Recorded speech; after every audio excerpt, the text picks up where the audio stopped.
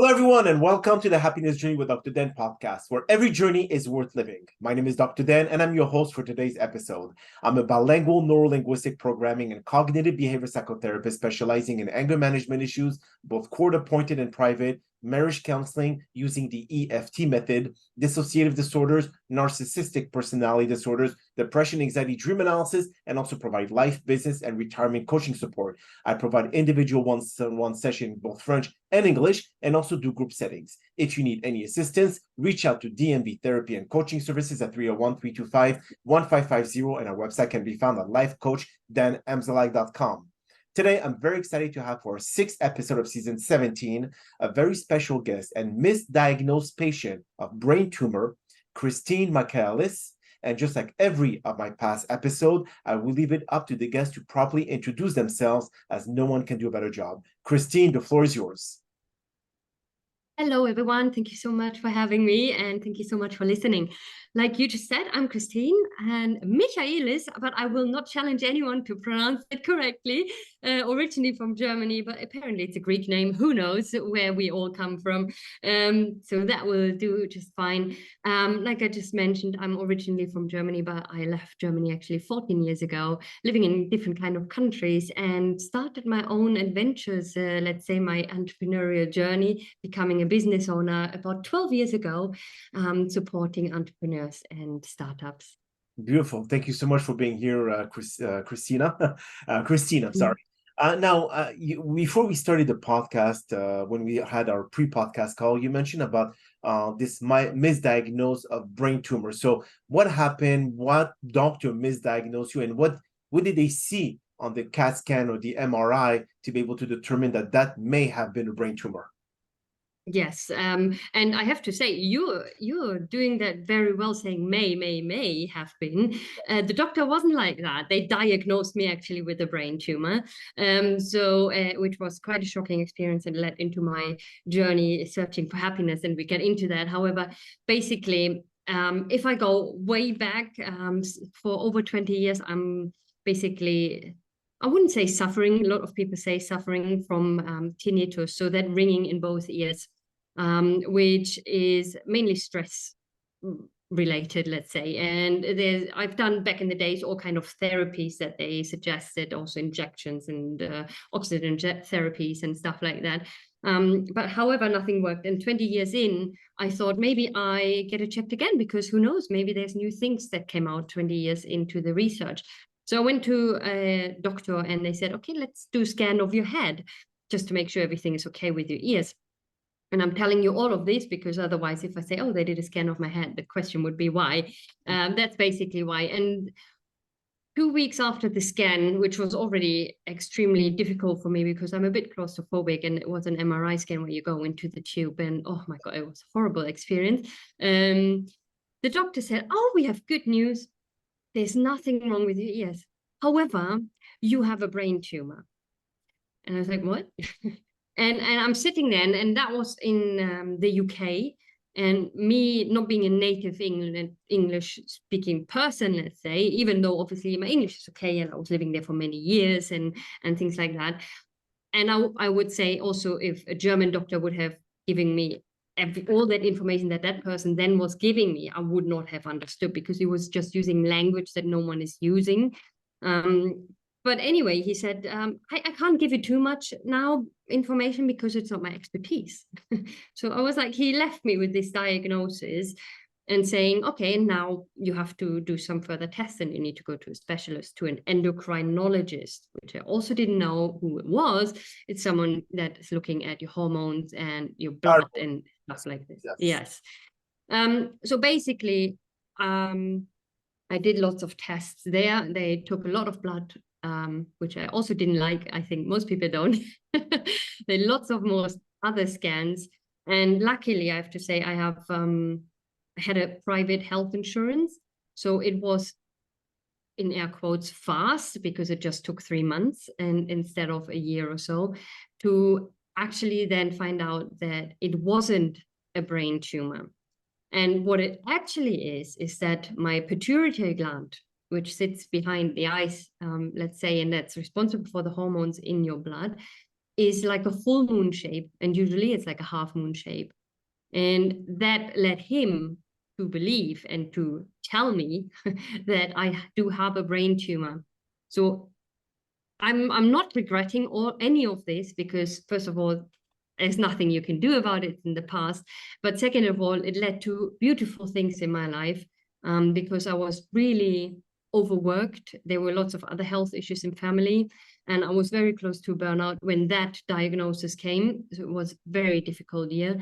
But it led me to question things in my life, my priorities in life, my work, and the amount of work I was doing, and the stress I was going through, and led me on this path of finding out what happiness actually means to me. And then that developed into a whole book of the happiness formula. But that basically, so there's always, in hindsight, you can say, beautiful things that come out of it, and we learn from our experiences. But that's basically the story behind it. But let me ask you, I know that the pituitary gland deals with production of human growth hormone, and those who have too much activity of the pituitary gland usually are 6, 7, 8 feet tall. But was yours underproducing the HGH or overproducing it? What exactly was wrong with the pituitary gland? Well, the thing is, nothing is wrong apart from it being too big. But my hormone levels and everything is fine. So the doctor said in the end, you don't even need to monitor anything, because everything looks fine in your blood and your hormones and everything. However, the shape is just double the size than it should be, but it's not overproducing or underproducing anything, which is quite strange. If we look at it from a spiritual point of view, which I also didn't know, is quite nice, because it means I'm more connected to the universe, which makes a lot of sense now, I understand, which also led me not only to look more into happiness, but also into spirituality, because someone told me that. But if you connect to the universe, you have a more direct line. So I really like that. So I see that as a positive. That's beautiful. So okay, so now we're talking about the spiritual aspect of things when it comes to, not take things for granted, really appreciate life, especially after this misdiagnosed, that if it was going to be brain tumor, what stage level it was. So again, there was a lot of question that you had with your oncologist, etc. So what changes in your life have you made, Christine, after this diagnosis? Have you said that, oh my God, I mean, they don't even give me too much information? Does that mean that the diagnosis is even worse than what they were supposed to give me? And so on and so forth. So what changes have you made? So when they gave me the diagnosis, the first thing I did, which pretty much everyone does probably and shouldn't, is I went onto Google, typed in the terms that he gave me, which then gave me basically, you're going to die. So that was obviously quite dramatic. I called my best friend back then, crying, saying, I'm going to die. She was obviously super shocked and everything. I did not tell my family that. I did not call them and tell them that. I was calming down even over a few days, and said they found something the way the doctor should have told me. They found something and they will investigate a bit further, but nothing to worry about. Was basically lying a bit to myself. And I'm a person who's very good at putting stuff away with these things. I can put that back into the brain, in the back of the brain, and not touch it for a while until there's some clarity, which doesn't mean that it didn't stress me. Now I know, and which doesn't mean that it didn't make a lot of, started a lot of things. And so what I started is questioning what I'm doing in life, because if and at some point in life it will be that way, because we're all going to die. That's not what it's about, but it's really thinking about it before you have maybe something like that happening to you, or a message delivered to you. Or usually people reprioritize things in their life because something bad was delivered to them. Someone died, or they were diagnosed with something bad, or something really shocking happened, usually in a negative way, that they start questioning things and they make changes in their life to live life to the fullest. I was always someone who loved to enjoy as much as I could things, but like I said, I was working really, really a lot, 7 days a week, and at least 10 to 12 hours a day. So that changed because I was like, I'm not living here this life. Who knows what happens afterwards? But this life just to work and be stressed about it, because I absolutely loved what I was doing and still do, but I need to find this work-life balance. And I think that's also a problem most entrepreneurs have, that they don't have this work-life balance because they're so in love with what they do that they don't even realize that they're overworking themselves. So this was a big change, that I worked less, achieving the same results. And I made space for time with loved ones on purpose, calling up family on a more regular basis because they were in a different country, or are still in a different country to where I am now. So making space and active time, spending with them time on the phone or flying over also more often, as well as with friends also that I have in the same country where I live, and just reprioritizing life over work, and really enjoy as much as you can, and I don't get too hooked up on small things anymore that maybe were annoying or something. So it really shifted everything, how I see things, made me a bit more relaxed with certain things, and also with people, showing more understanding and being open to new things, and doing also more things that I probably wasn't daring before. I So see. lots of things. That's amazing change. Actually, let me ask you a very tricky question here, Christine. For example, if you take example of people that are driving fast, okay, and or those who are taking drugs or whatever it is, and then when they survive the incident, and it doesn't mean that they will stop doing it. They come back and doing the same thing. Do you think that after the misdiagnosis and telling you that you were perfectly fine, did you have a tendency to go back into wanting to work again harder, to say, oh, I missed a bullet, I'm indestructible, let me go back into my old habits? Yeah. Or did you completely change? Because that's been what, 3 months from the time that you were misdiagnosed, and after all the tests, the blood tests, etc., for them to give you the real diagnosis. So for the 3 months you were on the edge, but after that, did you feel that you was going to go back to your old habits? No, would be the short answer. A bit of a more explanation is that this wasn't an overnight change. So I wasn't able, I was probably able, like time-wise and work-wise, to do it immediately if we were looking at working hours. But it was more a mind shift for me that takes time. It's not that you have something like this and then all of a sudden you don't do anything. Well, at least not for me. What I did, I started slowly to reduce working hours. I said, okay, I'm not going to work Sundays and I'm not going to work evenings. Okay, I'm going to have a proper lunch break and not sit and eat in front of the computer responding to emails. Oh, actually, I don't want to work Saturdays either anymore. So I just want to have like a regular 9 to 5, like they say, even less if possible. And I'm still working on that. And that is many years ago now. But I managed to bring back bit by bit, basically, and reduce the working hours. So it's not an overnight thing. So for that, no, I wouldn't want to go back, and I didn't go back into the old patterns. However, it took a while, of course, to get to a stage where I am now, and I'm still reducing things. And now when it comes to realizing the importance about spending time with family and friends and having the good work-life balance, because this is a very common problem I see, Christine, not just in the US, but all over the world.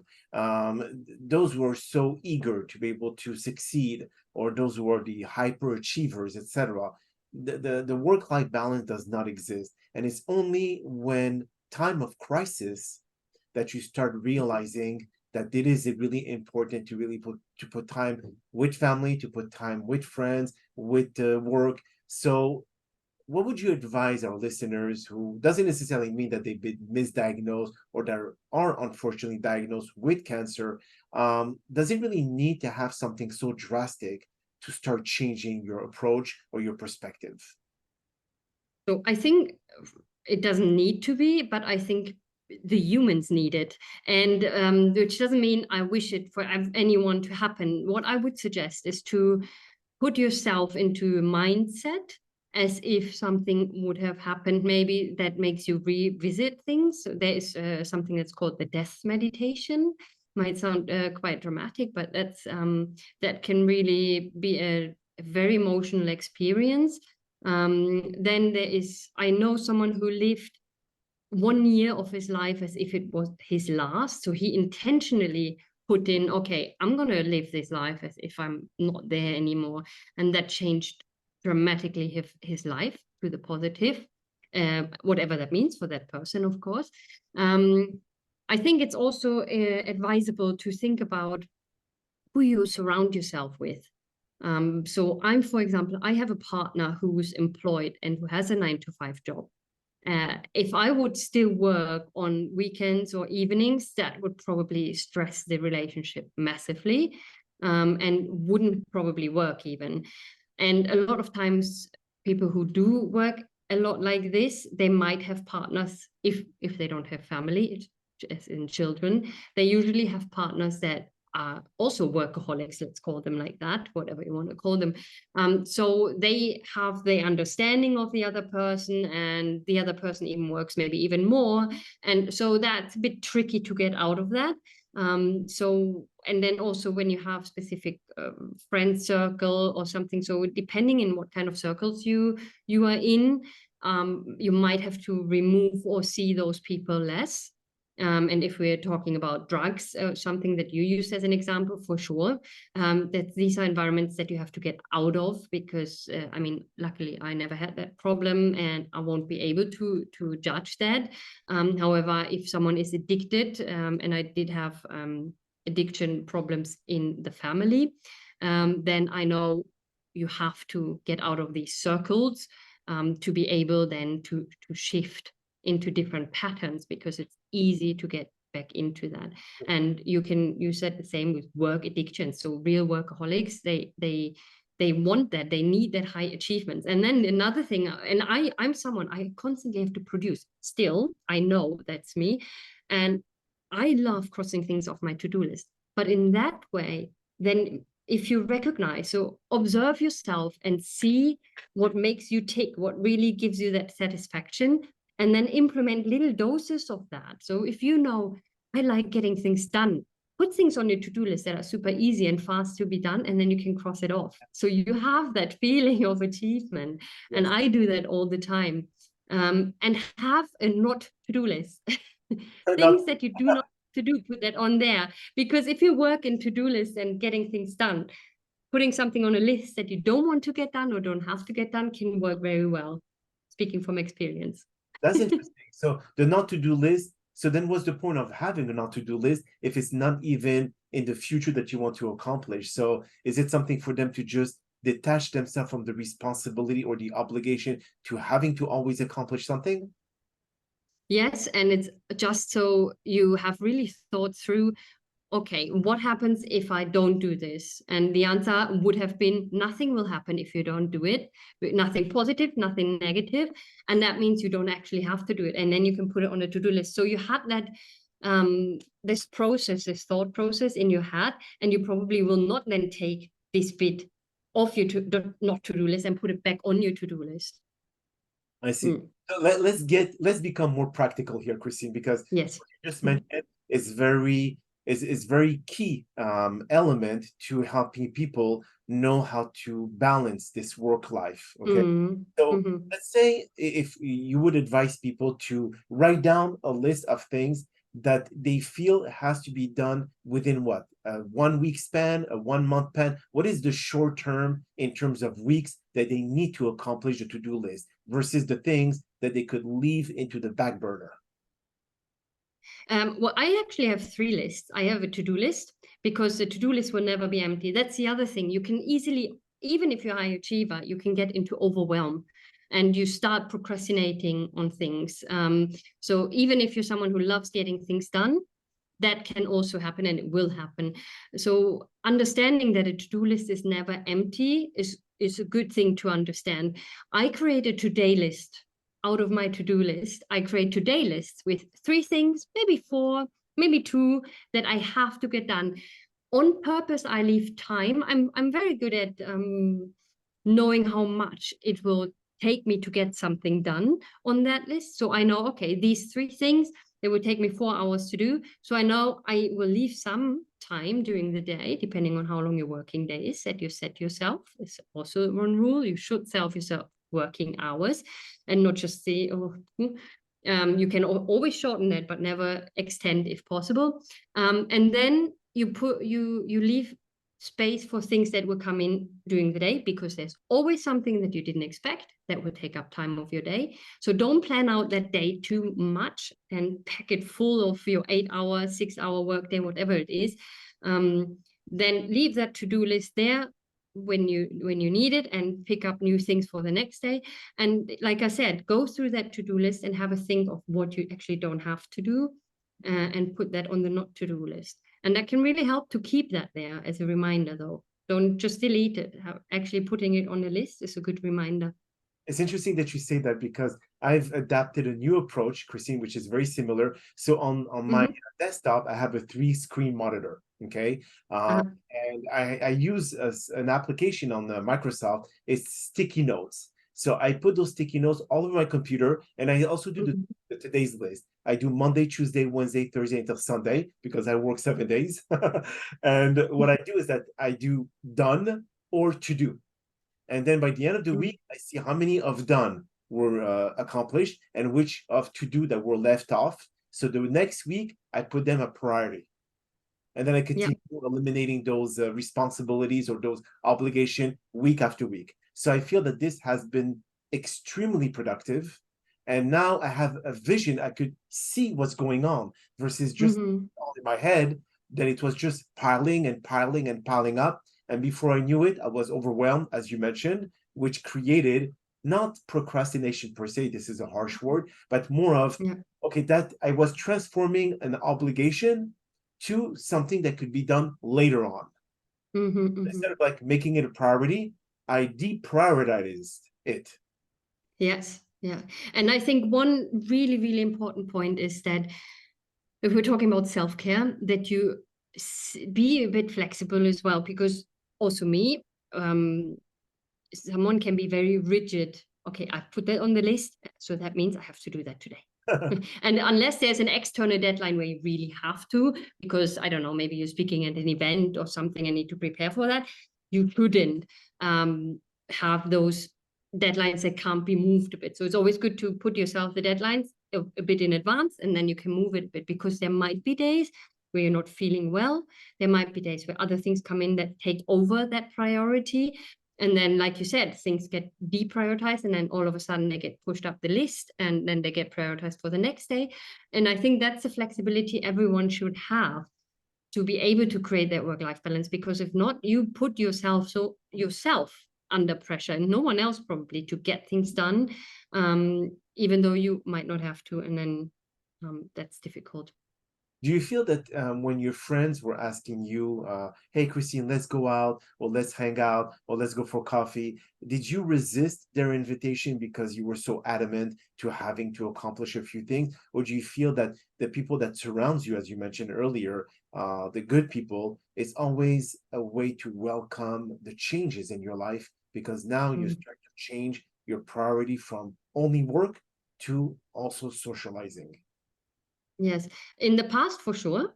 In the past, I was declining a lot of things, and there was understanding there, but also not depending, because if these people don't have their own business, these friends don't have their own business, they won't understand, and no one will ever understand what that means and how the importance of this.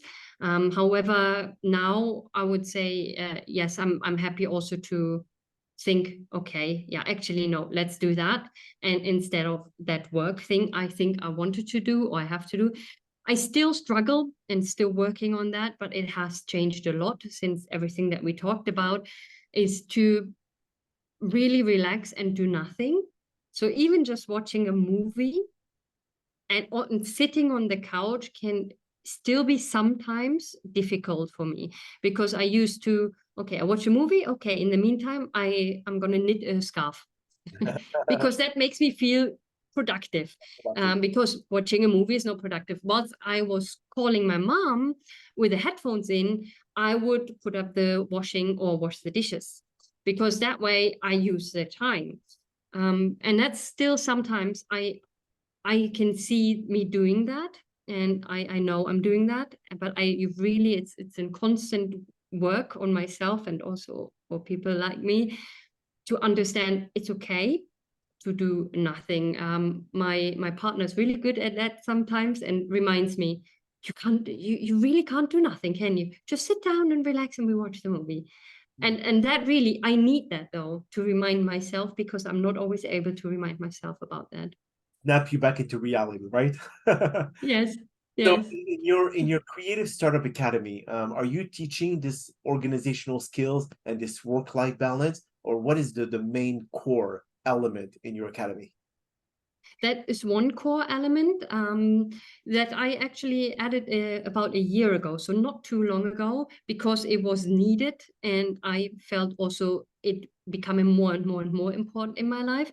I have basically three pillars. One is starting with helping people to start out on the entrepreneurial journey, which also comes into that, and not having that overwhelm and prioritize things and knowing what to do next rather than all the things that to do. Plus also the marketing bit, because that's actually my background. I worked in marketing advertising for more than a decade before I started that. And then, yeah, exactly like you say, the work-life balance. So create that for you right from the beginning. I think in that entrepreneurs and startup world, whatever you want to call it, it's like this glorified thing that you hustle and that you work a lot. I disagree. And they say, you need to put this effort in from the beginning. Yes. But this effort will never go down. People don't understand it. It's not like I'm 12 years in. This doesn't go down. So the passion doesn't go away. The to-do list doesn't get shorter. It just gets longer. And if you don't put things in place right from the beginning and try at least to create that work-life balance, you will have much more difficulties to do that later on. So before we conclude the podcast, if you could tell our listeners where can they find or how can they register for the Creative Startup Academy, those who have their entrepreneur bug, and how to reach out to you either on social media, so at least they'll have this kind of information. Yes, so creativestartupacademy.com, all in one word, would be the best place. At the bottom in the footer, you will find my socials. I'm most actively on LinkedIn, also respond there most actively. Feel free to connect with me and ask me a question. And also there you find all the registration details for the Academy. And there's actually a free access as well, because I'm a big believer in giving back. So there's already lots of free things when someone registered, if they want something. Beautiful. Well, we're going to have your description of all your social media account on the podcast details. So at least people will be able to just click on it and access your information directly. Okay. Thank you so On much. that note, Christine, that is all the time that we have for today's podcast. I really appreciate you taking the time out of your busy schedule to join us. And thank you again for participating and inspiring our many listeners with your incredible story. Now, we hope that you've all enjoyed today's episode. And I'm also very excited about the many upcoming guests that we have scheduled for season 17 of the Happiness Journey podcast, filled with inspirational stories just like the one that you listened today. Now, here are some concluding words of wisdom. If you face a misdiagnosis of a terminal illness, remember your strength and resilience have guided you through a challenging journey, proving the human spirit's ability to overcome adversity. Treasure your second chance at life and live with gratitude, purpose, and renewed zest for existence. Your story can inspire others to triumph over their own challenges. Believe in the boundless resilience of the human spirit and continue spreading hope and light to those facing difficulties. Your journey is a testament to the power of the hope and determination. Embrace life's infinite possibilities and keep moving forward. My name is Dr. Ddanamzallag, and you may all keep pursuing your amazing journey in life.